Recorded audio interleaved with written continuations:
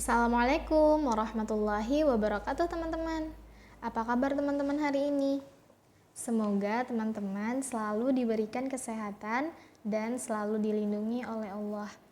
Alhamdulillah teman-teman, kita dapat berjumpa kembali dalam sentra bahasa.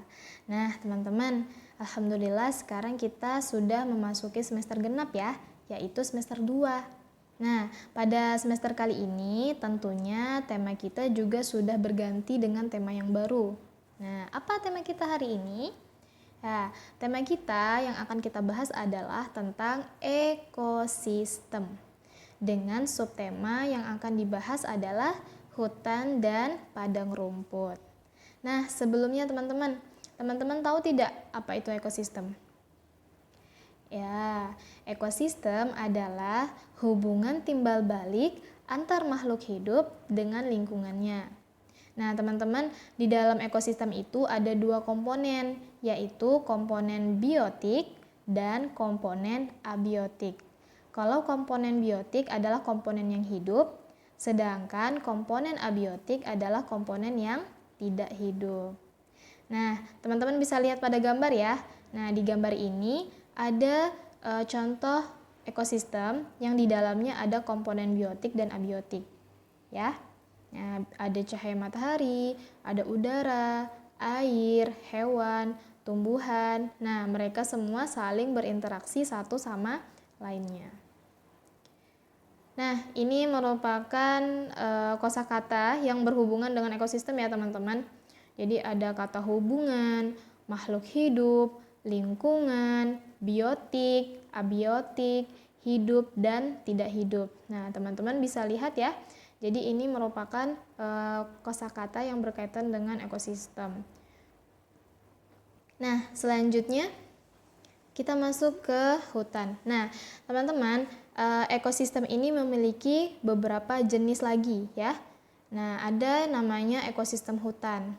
Nah, apa sih hutan itu? Hutan merupakan suatu kawasan yang ditumbuhi oleh pepohonan dan tumbuhan yang lebat, ya. Nah, jadi di dalam hutan itu banyak sekali jenis pohon dan juga tumbuhan yang tumbuh di dalamnya. Nah, tapi ternyata teman-teman di dalam hutan itu bukan hanya ada tumbuhan, tetapi ada juga hewan yang hidup di dalamnya. Nah, itu ya teman-teman. Nah, ini merupakan kosakata yang berkaitan dengan hutan, ya. Ada kata tumbuh, pohon, lebat, tanah, kehidupan, binatang, hidup, berkembang. Nah, ini semua kosakata yang berkaitan dengan hutan. Nanti teman-teman kalau misalnya ada menemukan kata yang lain, boleh teman-teman tambahi. Oke? Oke, kita masuk ke fungsi hutan. Nah, teman-teman, ternyata hutan itu memiliki fungsi yang sangat penting bagi seluruh makhluk termasuk manusia. Nah, apa saja sih fungsinya? Yang pertama, hutan dapat menghasilkan oksigen sebagai paru-paru dunia. Nah, selanjutnya hutan sebagai tempat tinggal dari berbagai jenis hewan dan tumbuhan. Lalu, hutan dapat membantu menyimpan cadangan air tanah dan dapat membantu mengantisipasi terjadinya banjir dan tanah longsor. Masya Allah ya teman-teman, banyak sekali fungsi dari hutan. Nah, selanjutnya kita masuk ke jenis-jenis hutan. Nah, jadi ada berbagai jenis hutan ya teman-teman. Yang pertama ada hutan lindung, yang kedua ada hutan suaka, dan yang ketiga ada hutan wisata. Nah, selanjutnya ternyata ada hutan yang lain lagi, yaitu ada hutan konservasi dan hutan tropis. Itu ya teman-teman jenis-jenis dari hutan. Selanjutnya kita masuk ke padang rumput. Nah, selain ada ekosistem hutan, selanjutnya ada ekosistem padang rumput. Apa itu ekosistem padang rumput? Ekosistem padang rumput adalah salah satu kelompok ekosistem padang rumput adalah salah satu kelompok ekosistem daratan yang terbentuk secara alami. Nah, teman-teman, biasanya padang rumput ini ditumbuhi oleh tumbuhan jenis rumput-rumputan. Nah, makanya namanya itu ekosistem padang rumput karena ditumbuhi oleh rumput-rumputan. Itu ya, teman-teman. Nah, biasanya curah hujan di tempat padang rumput ini pun juga merata ya, dia tidak terlalu besar, tidak terlalu tinggi. Nah, ini merupakan kosakata yang berkaitan dengan padang rumput ya. Yang pertama ada rumput, lalu ada ekosistem, terbentuk, jenis, alami, curah hujan. Nah, ini ya teman-teman kosakata yang biasa digunakan dalam ekosistem padang rumput. Nah, teman-teman juga boleh menambahkan kalau teman-teman menemukan kosakata yang lain. Oke? Oke, kita lanjut ke manfaat padang rumput. Nah, jadi teman-teman, padang rumput ini ternyata juga memiliki manfaat. Yang pertama, menyediakan sumber makanan bagi makhluk hidup lainnya. Yang kedua, menjaga keseimbangan ekosistem. Yang ketiga, membantu mengatasi polusi udara. Yang keempat, tempat berlangsungnya daur ulang sampah organik pada ekosistem. Dan yang terakhir, menjadi sumber senyawa organik yang sangat diperlukan untuk kehidupan. Wah, Masya Allah ya teman-teman, banyak sekali manfaat dari padang rumput. Nah, kita lanjut ke jenis-jenis padang rumput. Nah, yang pertama ada sabana, yang kedua ada stepa, dan yang ketiga ada prairie. Ini merupakan jenis-jenis padang rumput.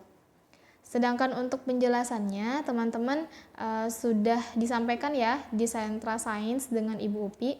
Nah, jadi di Sentra Sains teman-teman akan lebih mengenal tentang jenis-jenis hutan dan juga jenis-jenis padang rumput. Oke, teman-teman? Oke, selanjutnya kita masuk ke sentra bahasa.